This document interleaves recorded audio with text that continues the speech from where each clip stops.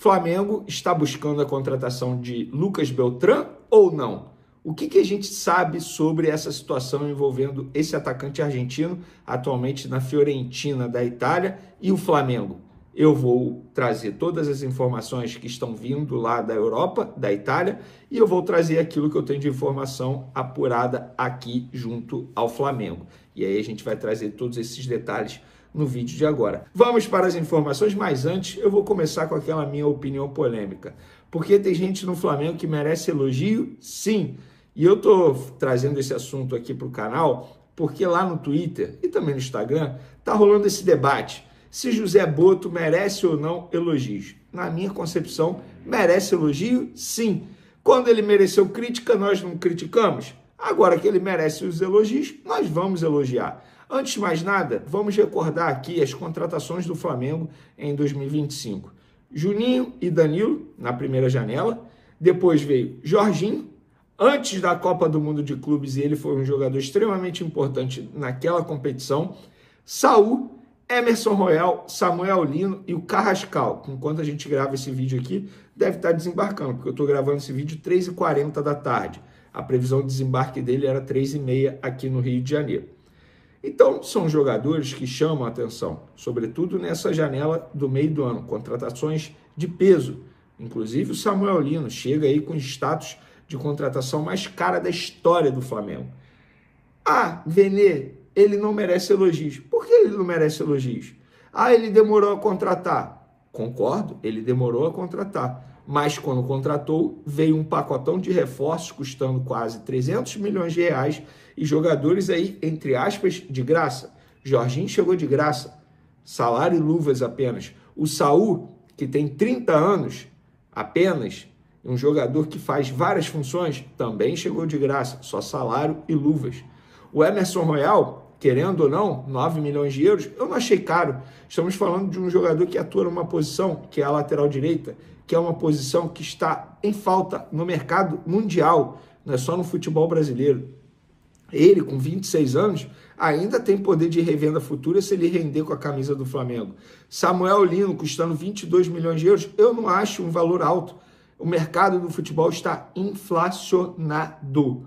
O único que a gente pode pôr em pauta aí se é um valor alto ou não é o Carrascal, 12 milhões de euros.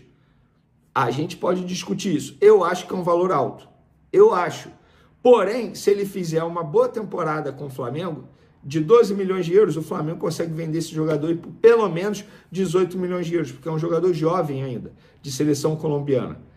Lembrando, todas as contratações sem viagem, sem aquele carnaval todo de ir a jantar, restaurante, sendo, entre aspas, flagrado na rua em Portugal ou na Europa.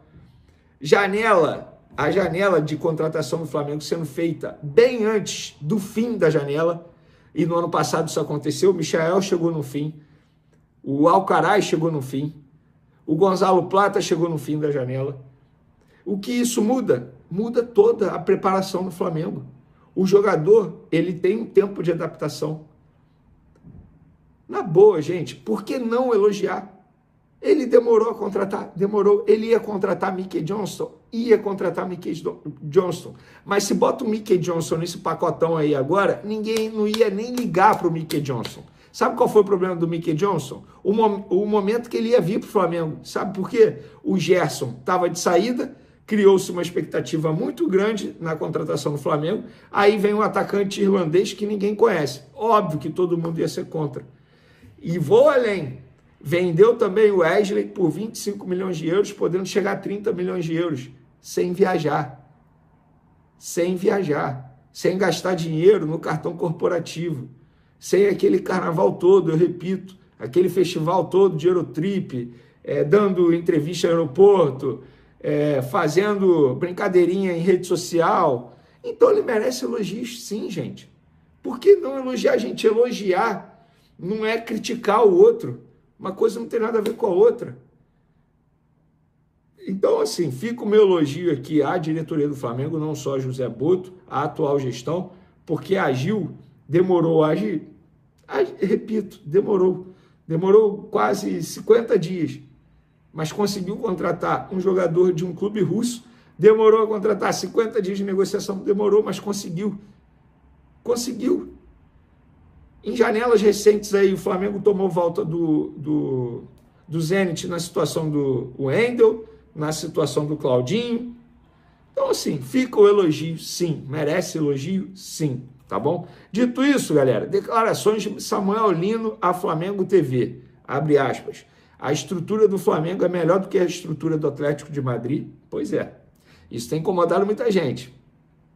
Ele explicou a decisão dele de vir para o Flamengo nesse momento. É o maior clube do mundo?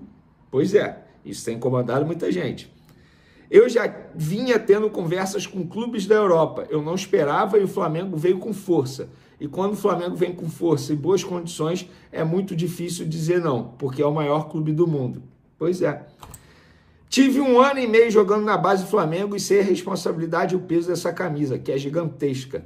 Pois é, e ele não ficou no Flamengo na ocasião porque ele não se adaptou, não é porque o Flamengo não quis aproveitá-lo.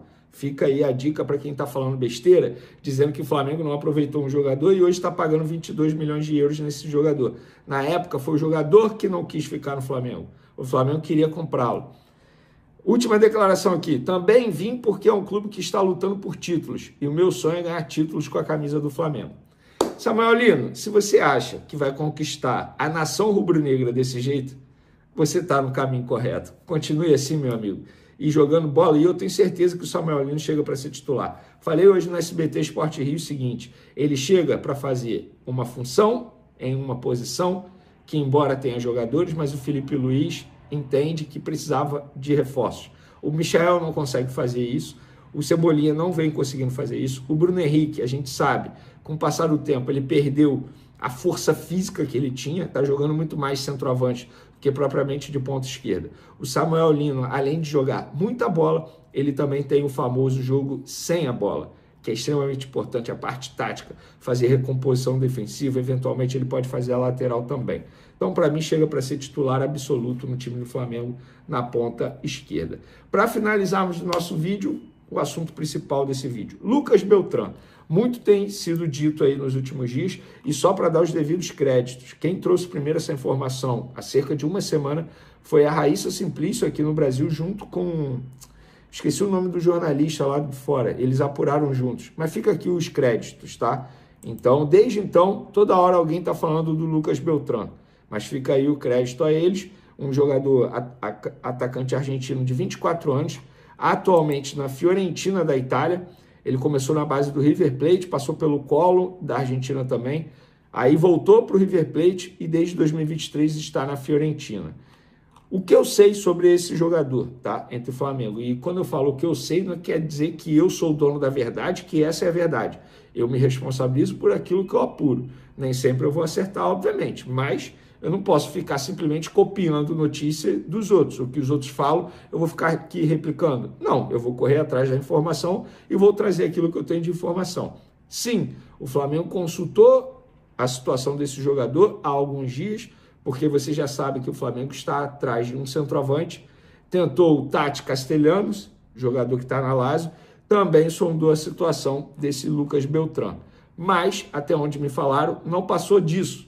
Entendo que tem gente aí na imprensa, inclusive aqui na imprensa brasileira, dizendo que o Flamengo tenta convencer esse jogador. Até onde eu sei, não tem nem negociação e o jogador nem quer jogar no futebol sul-americano e vai ficar na Europa. Essa é a decisão tomada. Se vai ficar na Fiorentina ou não, ele não sabe, mas ele quer jogar na Europa, ele quer continuar na Europa porque ele entende que é melhor para ele, para a vida dele nesse momento. Então, o que eu sei, através de Flamengo, conversando com pessoas ligadas ao jogador, é exatamente isso. Não tem negociação.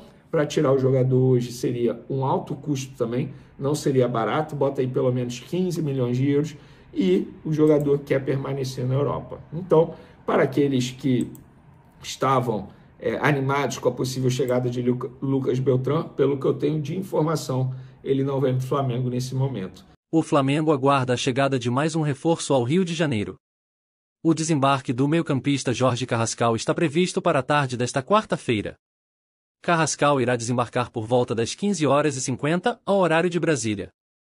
A chegada do reforço flamenguista será no Aeroporto Internacional Tom Jobim.